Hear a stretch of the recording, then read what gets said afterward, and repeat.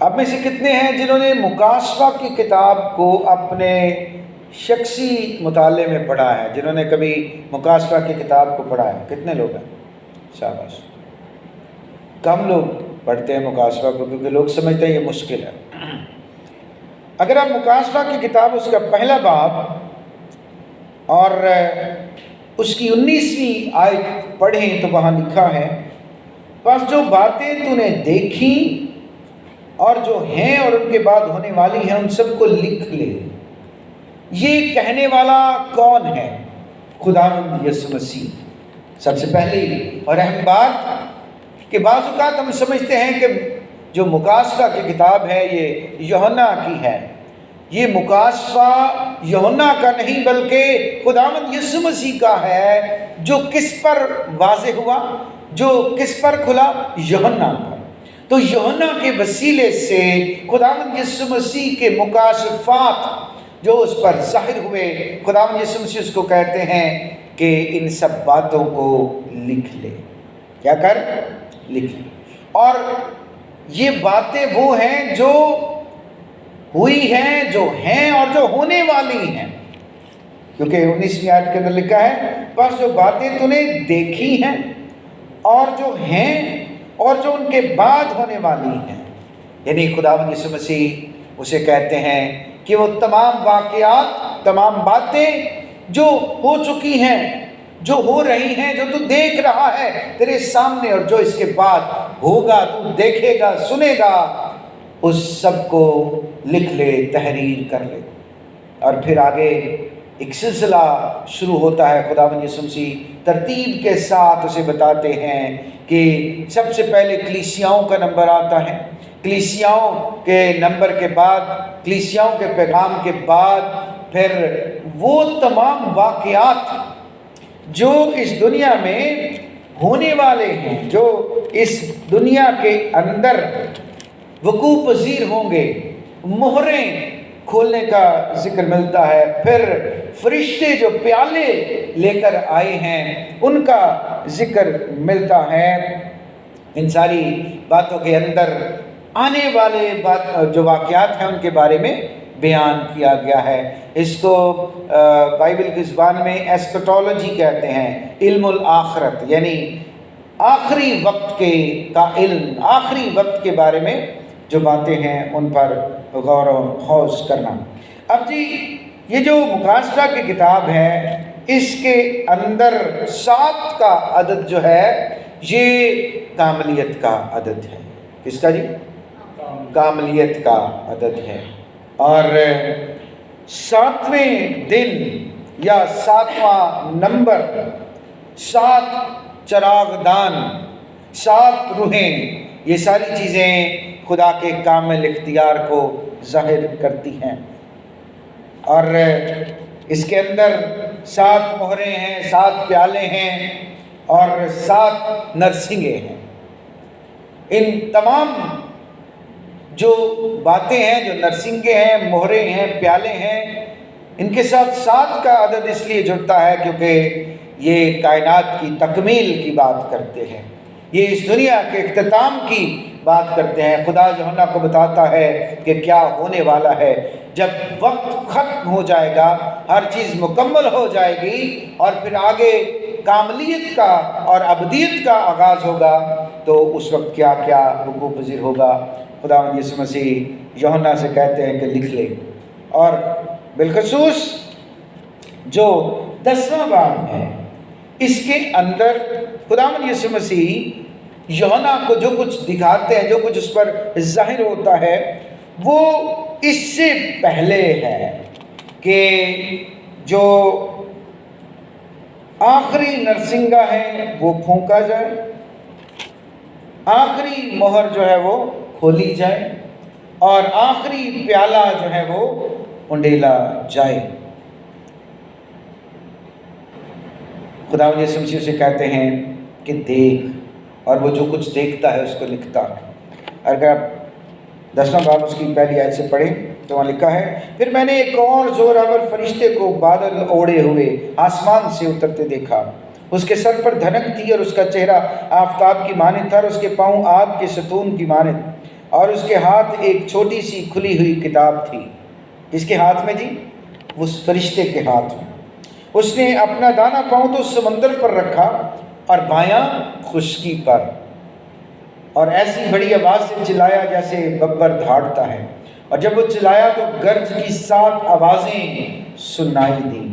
اور جب گرج کی 7 آوازیں سنائی دے چکی تو میں نے لکھنے کا ارادہ کیا، اور آسمان پر سے یہ آواز آتی سنی کہ جو باتیں گرج کی ان 7 آوازوں سے سنی ہیں ان کو پوشیدہ رکھ اور تحریر نہ کر. اب اس کا مطلب یہ ہے کہ یوحنا نے اس آواز کو جو اس نے سنی، جو آسمان سے آئی، جو خدائے قادر مطلق کی آواز تھی، اور وہ اپنی آواز کے اندر، اس کی آواز کے اندر گرج کی 7 آوازیں، اس کے اندر اتنی گونج تھی، وہ سن کر حیران تھا. اور اس نے ارادہ کیا چونکہ مجھے حکم ملا ہے تو میں لکھوں، مگر یہاں اس آواز نے اسے روک دیا.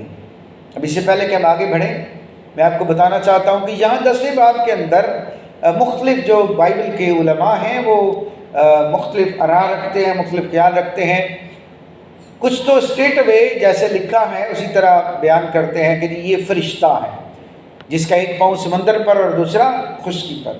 اس سے مراد یہ ہے کہ یہ فرشتہ سمندر اور خشکی دونوں کے اوپر کھڑا ہو کر، یعنی پوری زمین کو ایک اعلان سناتا ہے، پوری زمین کے لوگوں کے لیے، پوری زمین کی مخلوقات کے لیے ایک اعلان کرتا ہے.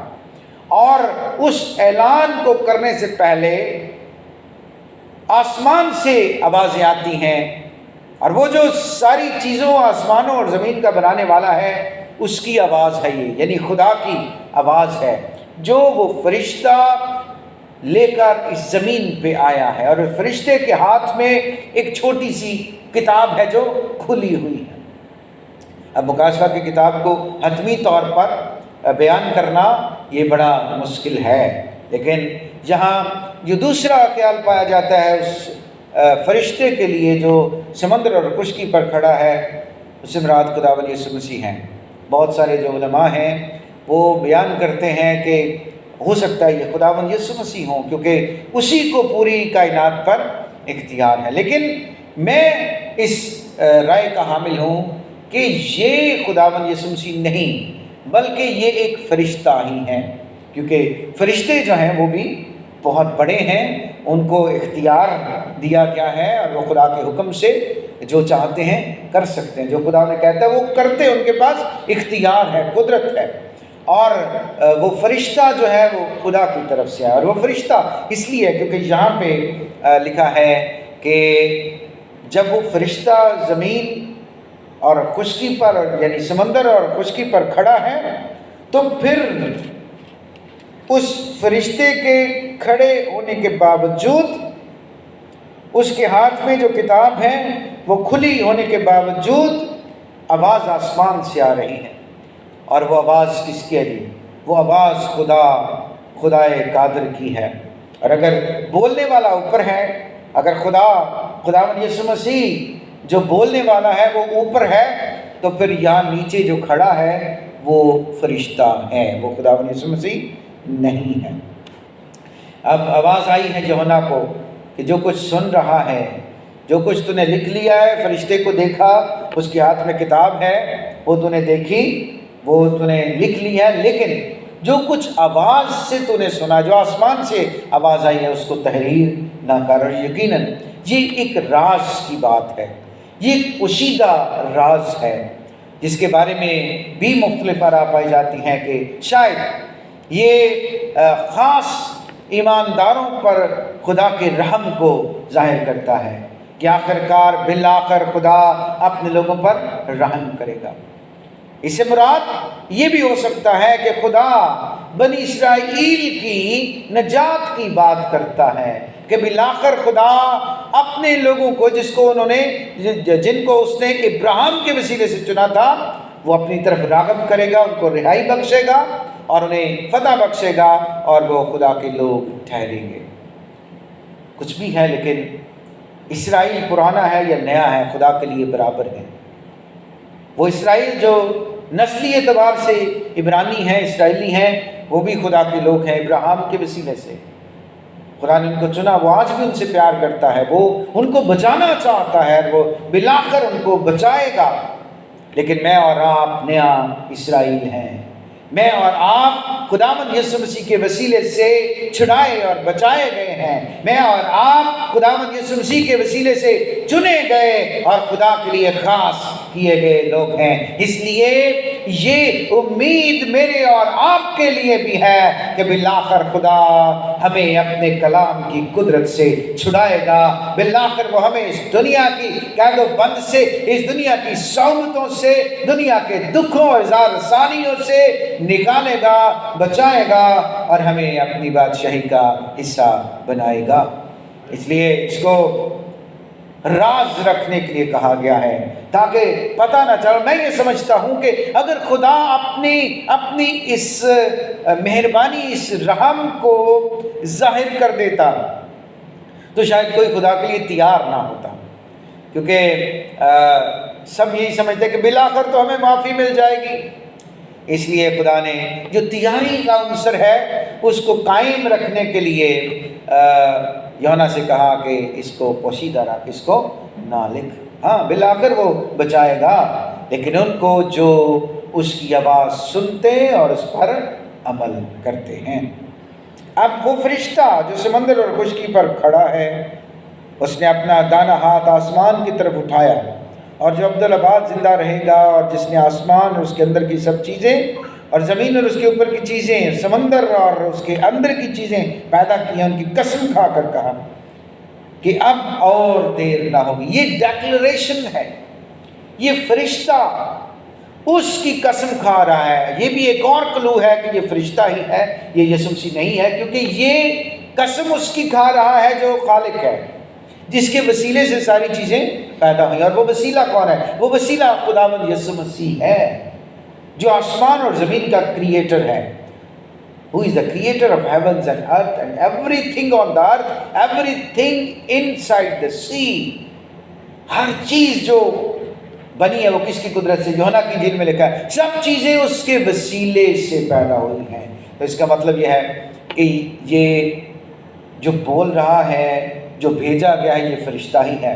حالانکہ خداوند یسوع مسیح کے لیے بھی پرانے عہد نامے میں خداوند کا فرشتہ جہاں جہاں لفظ استعمال ہوا ہے وہ وہی لفظ ہے جو نئے عہد نامے میں یسوع مسیح کے لیے استعمال ہوا ہے۔ لیکن یہاں مکاشفہ کی اس کتاب کے اندر یہ ایک میسنجر ہے، یہ ایک پیغام رساں ہے جو دنیا کو پیغام دینے والا ہے کہ the end is coming, the end of this world is very near, that is not far, very very soon and very near the world will be ended۔ اور یہ میسنجر خدا کی طرف سے بھیجا گیا ہے، اور یہ سمندر کے بیچ میں، کبھی کبھی آپ دیکھتے ہیں کہ سمندر کے بیچ میں چھوٹے چھوٹے جزیرے ہوتے ہیں، ان کو بھی خدا کے کلام کی ضرورت ہے، ان کو بھی خدا کے خوشخبری کی ضرورت ہے، ان کو بھی ضرورت ہے نجات کے پیغام کی۔ اس لیے یہ صرف بڑے جو خشکی کے خطے ہیں ان کے لیے نہیں، یہ پیغام ان کے لیے بھی ہے جو سمندر کے بیچوں بیچ رہتے ہیں۔ اس لیے وہ سمندر پر بھی کھڑا ہوا اور خشکی پر بھی کھڑا ہوا، تاکہ کوئی یہ نہ کہہ سکے کہ ہمیں تو اس اختتام کا پتہ ہی نہیں چلا، ہمیں تو اس اختتام کے بارے میں بتایا ہی نہیں گیا کہ کیا ہونے والا ہے۔ اس لیے وہ پیغمبر، وہ میسنجر سمندر اور خشکی دونوں پر کھڑا ہوا، تاکہ اگر کوئی سمندر کے بیچوں بیچ کسی چھوٹے جزیرے پہ رہتا ہے یا وہ جو بڑے خشکی کے حصے پر رہتا ہے، سب اس آواز کو سن لیں کہ اب دیر نہ ہوگی، نو مور ڈیلے۔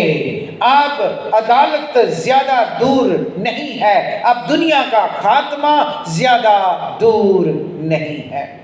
اور یہ بالکل وہ زمانہ ہے جب آخری مہر کھولی جائے گی، ساتویں مہر کھلے گی، ساتواں پیالہ انڈیلا جائے گا اور نرسنگا پھونکا جائے گا۔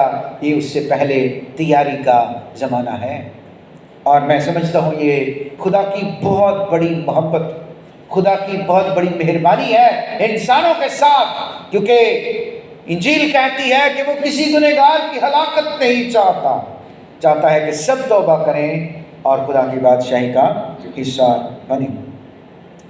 اور لکھا ہے بلکہ ساتویں فرشتے کی آواز دینے کے زمانے میں جب وہ نرسنگا پھونکنے کو ہوگا تو خدا کا پوشیدہ مطلب اس خوشخبری کے موافق جو اس نے اپنے بندوں نبیوں کو دی تھی پورا ہوگا۔ اب یہاں دیکھیں اوپر جب خدا نے کہا کہ جو آواز تو نے سنی آسمان سے اس کو پوشیدہ رکھ، اس کو نہ لکھ، نیچے وہ 7ویں آیت کے اندر کہتا ہے اس سے پہلے کہ 7واں نرسنگا پھونکا جائے، دنیا کا اختتام ہو،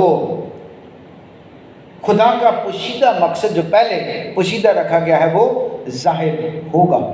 اور وہ کیا پوشیدہ مطلب ہے؟ وہ خوشخبری ہے، وہ ایمانداروں کے لیے ایک اچھی خبر ہے جو اس نے نبیوں کے وسیلے سے اپنے لوگوں کو دی تھی کہ بالآخر خدا اپنے لوگوں کو بچائے گا۔ اور بائبل کی تاریخ کے اندر اب دیکھتے ہیں خدا جب بھی اپنے لوگوں کی عدالت کرتا ہے، اپنے لوگوں کو سزا دیتا ہے، لیکن اس کا اختتام خدا کی محبت اور خدا کی مہربانی پر ہوتا ہے، اس کا اختتام اس کی مرضی پر، اس کے رحم اور ترس پر ہوتا ہے۔ وہ اپنے لوگوں کو سزا دیتا ہے لیکن بالآخر وہ ان کو چھڑاتا اور بچاتا ہے۔ یوحنا کو بتایا گیا کہ جس آواز دینے والے کو میں نے آسمان پر بولتے سنا تھا اس نے پھر مجھ سے مخاطب ہو کر کہا جا اس فرشتے کے ہاتھ میں سے جو سمندر اور خشکی پر کھڑا ہے وہ کھلی ہوئی کتاب لے لے۔ اب یہ وہ کتاب ہے جو فرشتے کے ہاتھ میں تھی، ایک چھوٹی کتاب۔ حکم کیا ملا جی؟ کیا کہا یوحنا کو خدا نے کہ جا اور وہ کتاب جو فرشتے کے ہاتھ میں اس کو لے لے، اور کتاب لینے کے بعد اس کتاب کو کھا لے، نگل لے۔ بتا دیا کہ یہ تیرا پیٹ تو کڑوا کر دے گی مگر تیرے منہ میں شہد کی طرح میٹھی لگے گی۔ اب یہ کتاب جو ہے جی یہ خدا کا کلام ہے۔ کیا ہے؟ خدا کا کلام، خدا کی محبت کی خوشخبری، توبہ کا پیغام، بحالی کا پیغام، خدا کی محبت کا پیغام جو وہ لوگوں سے رکھتا ہے۔ خدا نے کہا کہ اس کتاب کو لے اور کھا لے، کیونکہ تجھے ابھی بہت ساری قوموں پر نبوت کرنی ہے، بہت سارے قبیلوں پر، بہت سارے اہل نسل اور اہل قبیلہ جو ہیں ان پر تو نے ابھی اور نبوت کرنی ہے۔ اس کا مطلب یہ ہے کہ وقت کے اختتام سے پہلے خدا انتظام کرے گا کہ ہر شخص تک خدا کا کلام پہنچے، اور اس کلام کو پہنچانے کی ذمہ داری خدا نے کس کی لگائی ہے جی؟ یوحنا کی۔ اب سوال یہ ہے کہ کیا یوحنا آج تک زندہ ہے؟ زمانے کا اختتام تو ابھی نہیں ہوا، ابھی آگے وقت ہے، لیکن کیا یوحنا موجود ہے؟ نہیں ہے۔ تو یوحنا کیسے نبوت کر سکتا ہے؟ یوحنا کیسے لوگوں کو آنے والے وقت کے بارے میں بتا سکتا ہے؟ میں خدا کا خادم ہوتے ہوئے آپ کو بتانا چاہتا ہوں، خدا آپ کے اور میرے وسیلے سے آنے والی قوموں تک یہ پیغام پہنچانا چاہتا ہے۔ یوحنا کے وسیلے سے یہ پیغام بائبل مقدس میں انجیل میں درج کیا گیا اور میرے اور آپ تک پہنچا۔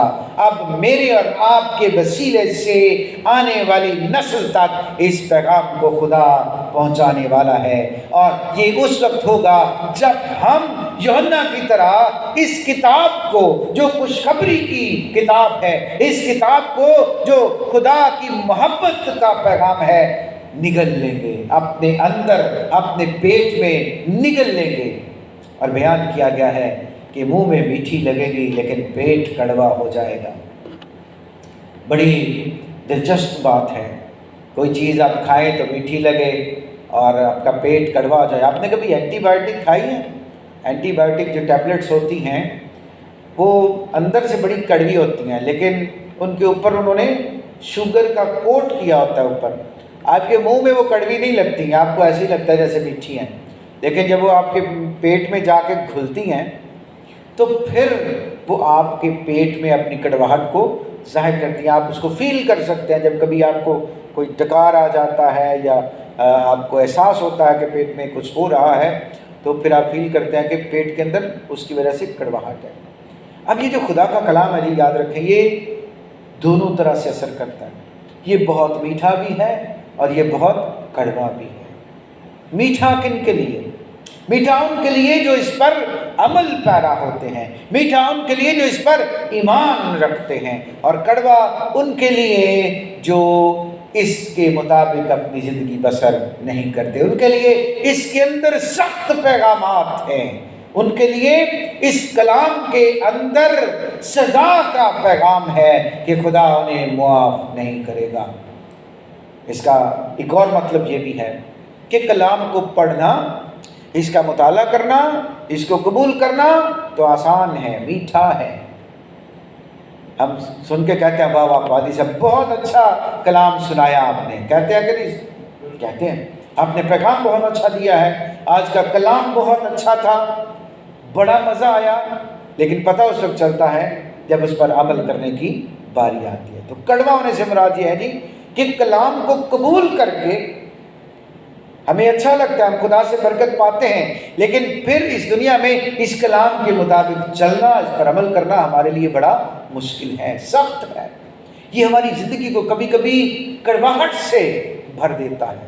ہماری زندگی کے اندر سے شاید دنیا کی رنگینی ختم ہو جاتی ہے. دنیا کے لیے ہم دنیا کے بور ترین شخص ہوتے ہیں، ہم کڑوے ترین بندے ہوتے ہیں دنیا کے لیے. دنیا کے لیے ہم فضول لوگ ہوتے ہیں.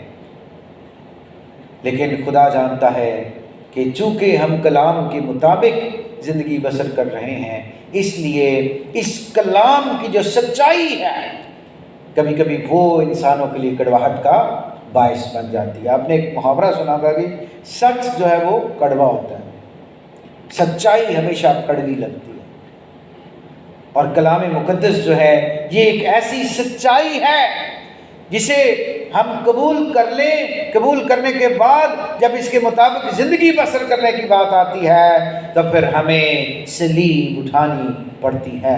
خدا یسوع مسیح نے کہا اگر کوئی میرے پیچھے آنا چاہے تو وہ اپنی صلیب اٹھائے. خدا یسوع مسیح کے شاگرد جو یسوع مسیح کے ساتھ رہے، جنہوں نے یسوع مسیح کے کلام کو قبول کر لیا، یسوع مسیح کے ساتھ جب تک وہ تھے ان کی زندگیاں آسان تھی، یہ کلام ان کو میٹھا لگتا تھا. لیکن جب خداوند یسوع مسیح آسمان پر اٹھا لیے گئے تو اس کلام کے وسیلے سے ان کی زندگیاں کڑواہٹ سے بھر گئیں، ان کی زندگیاں دکھوں سے، مصیبتوں سے بھر گئیں. ان کو قتل کیا گیا، ان کو مارا گیا، ان کو دکھ اور تکلیفیں دی گئیں، مگر وہ اس پر قائم رہے. مسیح میں میرے عزیزوں، پرانے عہد نامے کی جب نقول تیار ہوتی تھی، جب تمہار لکھے جاتے تھے تو ان کو پہلے کچا لکھتے تھے. سیاہی سے لکھنے سے پہلے چمڑے کے تمہار پہ یا کاغذ پہ کچا لکھتے تھے، اور اس کے لیے شہد استعمال ہوتا تھا. جب فقیہ تھے جو نقلیں تیار کرتے تھے شریعت کی تو وہ شہد سے لکھتے تھے، کیونکہ اگر سیاہی زیادہ لگ جاتی تو ان کو قلم چھڑکنا پڑتا. اب وہ کہتے تھے چونکہ یہ قلم پاک ہے، اس سے خدا کی شریعت لکھی جا رہی ہے، تو اس پہ لگی ہوئی سیاہی ہم نیچے نہیں گرا سکتے. تو وہ کیا کرتے تھے؟ وہ شہد استعمال کرتے تھے، شہد سے کچی لکھائی کرتے تھے. اور اگر کبھی شہد زیادہ لگ جاتا تو وہ اس پینسل کو، اس قلم کو منہ میں اپنی زبان سے صاف کر لیتے تھے. اور کام ختم کرنے کے بعد بھی چونکہ وہ شہد سے بھری ہوتی تھی قلم، تو وہ اسے اپنی زبان سے صاف کرتے تھے. اور جو بچے سیکھنے آتے تھے، اسی لیے زبور کی کتاب میں لکھا ہے کہ تیرا کلام میرے لیے شہد کے ٹپکوں کی مانند ہے، کہ جب ہم کلام کو لکھتے ہیں، پڑھتے ہیں تو وہ شہد کی طرح میٹھا لگتا ہے. لیکن جب آپ اس کلام کو نگل لیتے ہیں، اس کلام کے مطابق جینے کا فیصلہ کر لیتے ہیں، تو پھر شاید آپ کی زندگی آسان نہیں. اور یقینی طور پہ ہماری زندگی پھر آسان نہیں رہتی، ہماری زندگی مشکل ہو جاتی ہے، ہمیں دکھوں میں سے گزرنا پڑتا ہے. خوشخبری دینا منادی کرنا، یسوع مسیح کا پیغام دنیا کے سامنے رکھنا اور یہ بتانا کہ دنیا کا اختتام ہونے والا ہے، آسان نہیں ہے۔ میری اور آپ کی ذمہ داری ہے، جس طرح خدا نے یوحنا کو پیغام دیا، یوحنا کو حکم دیا کہ جا اس کتاب کو لے اور نکل جا، اسی طرح یہ پیغام آج میرے اور آپ کے لیے ہے کہ وہ پیغام، وہ خوشخبری کا پیغام، خدا کی محبت کا پیغام جو ہم نے سنا ہے، ہم اسے لیں اور نگل لیں۔ یہ ہمارے منہ میں میٹھا لگے گا، لیکن پھر اس کو آگے پھیلانا، اس پر قائم رہنا ہمارے لیے مشکل ہو سکتا ہے۔ لیکن جو قائم رہیں گے، جو اس پر، اس خوشخبری اور اس کے پیغام پر قائم رہیں گے، وہی خدا کی بادشاہی کا حصہ بنیں گے، وہی خدا کے منصوبے میں شامل رہیں گے۔ تو میرے عزیزو، یہ میری اور آپ کی ذمہ داری ہے کہ ہم اس پیغام کو دنیا کی انتہا تک پہنچائیں۔ یہ کتاب ہم تک پہنچ چکی ہے، ہم ان لوگوں کے لیے خدا کا شکریہ ادا کریں جن کے وسیلے سے یہ کلام ہم تک پہنچا، خدا کے روح القدس کے لیے جس نے اس کو تحریر کرایا، رسولوں کے لیے خدا کا شکر کریں جنہوں نے اس کو لکھا، تحریر کیا، خدا کے خادموں کے لیے خدا کی شکر گزاری کریں جو دیانتداری سے خدا کا کلام ہم تک پہنچاتے ہیں۔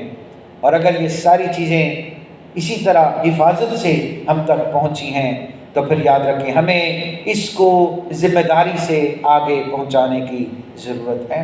اور یہ خوشخبری کا پیغام ہے جو ازل سے، جو خدا کے شروع کیے ہوئے وقت سے لے کر آج تک لوگوں کی زندگیاں بدل رہا ہے۔ بائبل ایک ایسی کتاب ہے جس کو ہمیشہ لوگوں کے سوالوں کا مقابلہ کرنا پڑا۔ لوگ کہتے ہیں بائبل بدل گئی ہے، بائبل کو سب سے زیادہ تنقید کا نشانہ بنایا گیا، لیکن میں آپ کو بتانا چاہتا ہوں کہ اس دور کے اندر جب آرکیالوجی اور جو آثار قدیمہ ہیں ان سے تمہار مل رہے ہیں، جو دنیا اور زمین کے اندر سے، زمین کے پیٹ سے جب وہ تمہار جو پرانے وقت میں لکھے گئے ملتے ہیں، ان کی تحقیق کی جاتی ہے تو ثابت ہوتا ہے کہ بائبل ہو وہی ہے۔ بائبل کا پیغام، خدا کی محبت اور خدا کا نجات آج بھی سیم ہے، جیسے ان تمہاروں کے اندر لکھا ہوا ہے آج بھی ویسا ہی پیغام ہے۔ تو بائبل بدل نہیں سکتی کیونکہ یہ خدا کا کلام ہے، مگر یہ گارنٹی ہے، یہ گارنٹی ہے کہ جو اس کو پڑھے گا اس کی زندگی بدل جائے گی اور وہ خدا کی بادشاہی کا حصہ ہوگا۔ خدا ہمیں فضل بخشے، خدا ہمیں توفیق بخشے کہ ہم اس سچائی کے پیغام کو، اس خوشخبری کے پیغام کو لیں اور اپنی زندگی میں شامل کریں تاکہ ہم بہت سارے لوگوں تک اس پیغام کو پہنچانے کا وسیلہ بنیں۔ خدا ہمیں اس کلام کے وسیلے سے برکت دے، آمین۔